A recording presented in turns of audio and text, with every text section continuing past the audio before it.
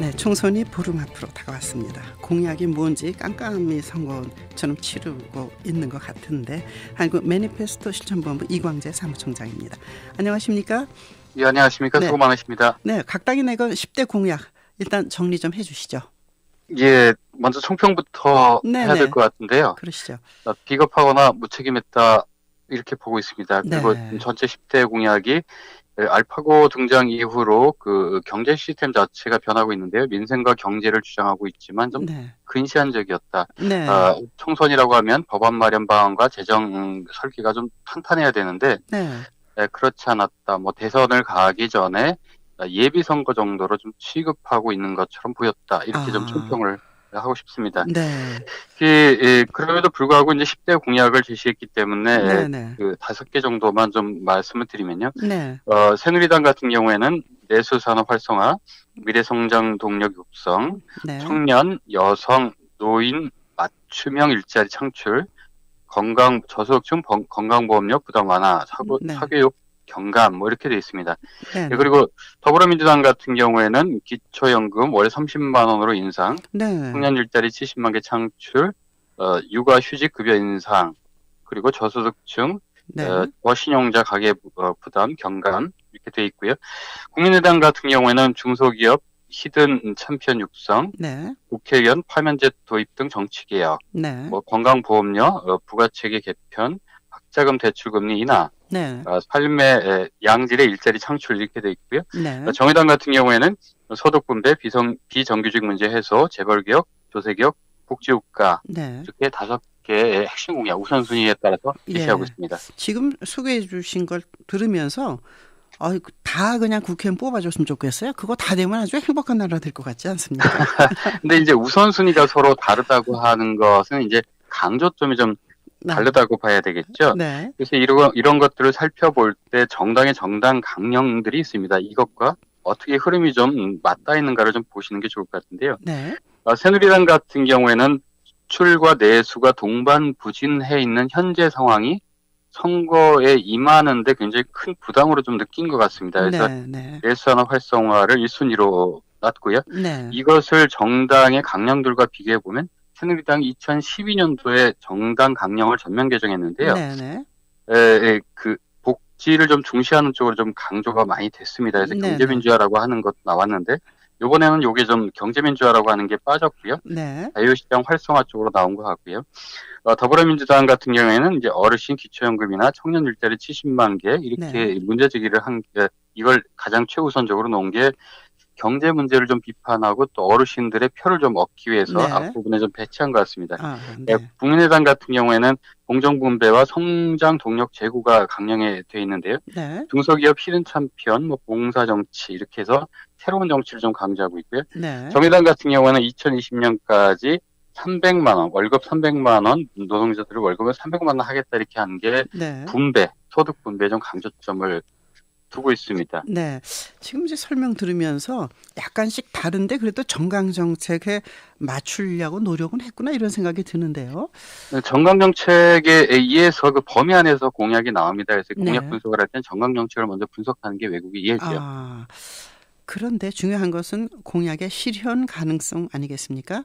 이렇게 내놓는 거 다 되면 좋지만 과연 아까 처음에 말씀하신 대로 법안의 그 내용도 그렇지만 재정 방안이 갖춰져 있는가 이게 중요할 텐데 어떻게 보십니까? 제가 비겁했다고 얘기를 하는 게 증세 없는 공약 이행을 그 기조로 하고 있는 새누리당 같은 경우에는 이 프레임에 증세 없이 공약을 제시하겠다라고 하는 프레임에 좀 갇힌 것 같습니다. 이게 4.4조로 전체 10대 공약을 전체 다 이행하겠다는데요. 이건 지난 총선과 비교해 보면 10분의 1 정도, 10대 공약에 의해서도 한 10분의 1 정도밖에 안 됩니다. 그래서 재정 설계가 잘못되면 선거 이후에 누리예산 논쟁처럼 이 공약 이행을 하는데 사회적 갈등이 좀 제기가 될 것 같고요. 더불어민주당 같은 경우에도 많은 공약 재정에 국민연금을 활용해서 기금을 조성하겠다 얘기를 했는데요.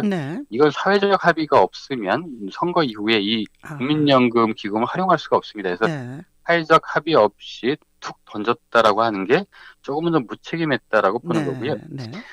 중소기업 활성화도 히든 챔피언이라고 얘기했는데 사실 우리나라 중소기업이 그렇게 단일화된 중소기업은 아니거든요. 네네. 여러 가지 종류의 중소기업이 있는데 무엇을 우선으로 할 건지를 좀 밝히고 있지 않습니다. 그리고 소득 분배 정책의 그 소득의 분배를 주장했던 정의당 같은 경우에도 이게 분배만을 위한 것이 아니라 성장도 있어야 또 분배가 지탱하거든요. 그래서 이런 부분에 좀 문제가 있다 보는 거고요.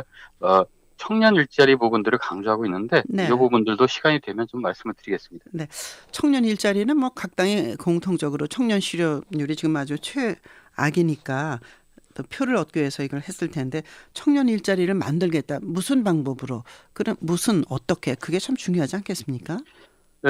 새누리당 같은 경우에는 뭐 유턴 경제 특구 설치, 관광산업 활성화 이런 얘기들을 하고 있는데 이건 사실은 지금도 정책이 실행되고 있고요. 그렇게 실효성이 높지 않다라고 하는 판단들이 좀 나온 부분입니다. 더불어민주당 같은 경우에는 청년고용 할당제 민간 확대, 한시적 실시, 청년 안전망, 뭐 이래서 월 60만 원씩 6개월간 또 고용에 대한 그 지원금을 주겠다고 하는데요. 청년고용 할당제 같은 경우는 지금 공공 부분에서도 사실은 이걸 지키고 있지 못하고 있습니다. 그래서 이걸 민간까지 어떻게 확대할 것인가에 대한 강론이 좀 부족하고요.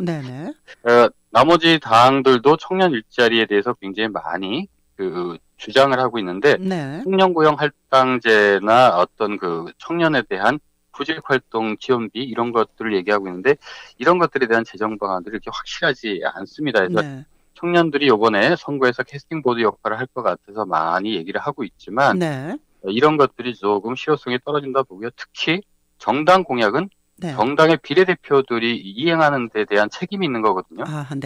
근데 정당의 비례대표에서 과연 청년들이 대표성을 가지고 우선순위, 앞순위에 배치해 있는가를 볼 때 실효성이나 말 다르고 행동 다른 모습들이 보인다 이렇게 좀 보고 있습니다. 사실 이제 정당의 그 비례대표를 내세울 때 그 정책 전문가들이 를 내세우지 않습니까? 지역구 활동하는 게 아니라 그분이 살아온 능력이나 이런 걸 보고. 저희가 투표를 할 때 정당 정책에 한 표, 후보자 정책에 한 표를 주는데요. 정당 정책에 한 표 주는 건 비례대표들이 정당 공약을 이행하라고 하는 임무를 부여하면서 한 표를 주는 겁니다. 그렇죠. 지금 이제 처음에 이런 말씀하셨습니다. 비겁했거나 무책임했다. 그 말씀이 전 이제 가슴에 그렇구나. 그러면 이제 공약을 보면서 비겁하지 않고 무책임하지 않았다는 것을 이번에 그 출마한 후보들이 그걸 입증해내야 될 텐데 실현 가능성이 뭐 점수를 뭐 매길 수 있을까요? 퍼센테이지로 줄 수 있을까요? 후보자 같은 경우에는 지난 시간에 제가 잠시 말씀드렸다시피 공약 예산표를 내실 수 있는 후보와 내실 수 없는 후보를 가려보면 점수를 좀 매길 수 있다 이렇게 말씀을 드렸는데요. 오늘까지입니다. 그 정당 저 후보자의 공약 예산표를 제출하는 거. 근데 이미 들어온 후보들을 보면 자기 공약이 얼마가 들어갔는지를 추계 못해서 추계 불가로 들어오는 경우가 굉장히 많습니다. 그래서 그렇게 높은 점수를 좀 줄 수 없다 이렇게 좀 이 말씀을 좀 드리고 싶네요. 이게 정치 불신, 냉소주의가 좀 돼서 표율이 좀 떨어질까 봐 좀 걱정이 되긴 하지만 현실 진단은 좀 정확히 해야 될 필요가 있기 때문에 그렇게밖에 저희가 말씀을 드리기가 좀 어렵습니다. 그 말씀 들으면서 매니페스토 그 실천본부에서는 이제 말하자면 이 공약을 실천하기 위해서 이런 정도 예산을 어디서 가져올 것이다. 또한 이것은 무슨 법에 근거해서 뒷받침하기 때문에 실현 또는 실천 가능하다. 이거를 증명하라는 거지 않습니까? 그렇습니다. 이번엔 입법부를 뽑아드리는 거기 때문에요. 그렇죠. 그 입법에 관한 것, 그다음에 예결선 심의에 대한 것들을 내놓으라고 하는 건데 이런 것들을 정당에서 못 내놓고 그대로 이것저것 선물 보따리 풀어놓기 하는 것은 이건 무책임하다 얘기를 드리는 거고요. 재정 설계가 없이 자꾸 이런 것들을 피해가려고 하면 비겁하다 이렇게 말씀을 드리는 거죠. 그러면 추가로 이게 부족하니까 이걸 제출하시오라고 매니페스토 본부에서는 요청할 수가 있나요? 계속적으로 압박을 하고 있는데요. 이 집권당 같은 경우에 그 새누리당 같은 경우에는 현 정부 정책을 그대로 승계하면서도 새로운 공약을 내야 됨에도 불구하고 계속적으로 증세 없이 모든 공약을 이행하겠다 이렇게 아직은 얘기를 하고 있습니다. 유승민 의원이 갑자기 생각나네. 증세 없는 복지는 호구다. 그래서 말씀하십시오. 그리고 또 더불어민주당이나 야권 같은 경우에는 현재 정책을 비판하면서 새로운 대안을 내놨다고 하면 거기에 들어가는 재정 설계들이 굉장히 세밀해야 됩니다. 그럼에도 불구하고 툭툭 던지는 것은 무책임하다라고 보는 거고요. 이런 것들은 계속 교정하기 위해서 저희가 지속적으로 정당에게 교정 요청을 하고 있습니다. 그 종합 선물 세트를 받으면 참 뭐 여러 가지가 있으니까 좋은 것 같은데 이렇게 보면 어떤 경우에는 먹을 게 하나도 없는 종합 선물 세트가 있거든요.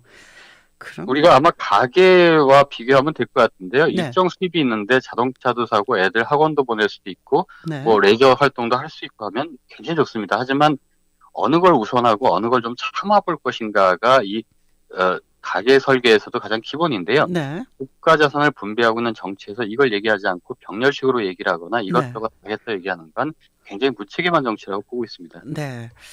무책임한 걸 책임 있는 정치로 바꾸기 위해서 가장 필요한 게 뭘까요? 짧게 말씀해 주십시오. 선거를 통해서 정책 공약을 보고 심판하면 되고요. 지난 선거 때 안 지켜졌던 공약들, 안 지켜진 정당들을 보시면 됩니다. 네, 잘 알겠습니다. 오늘 말씀 잘 들었습니다. 고맙습니다. 한국 매니페스토 실천본부의 이광재 사무총장이었습니다. 오늘 여기까지입니다.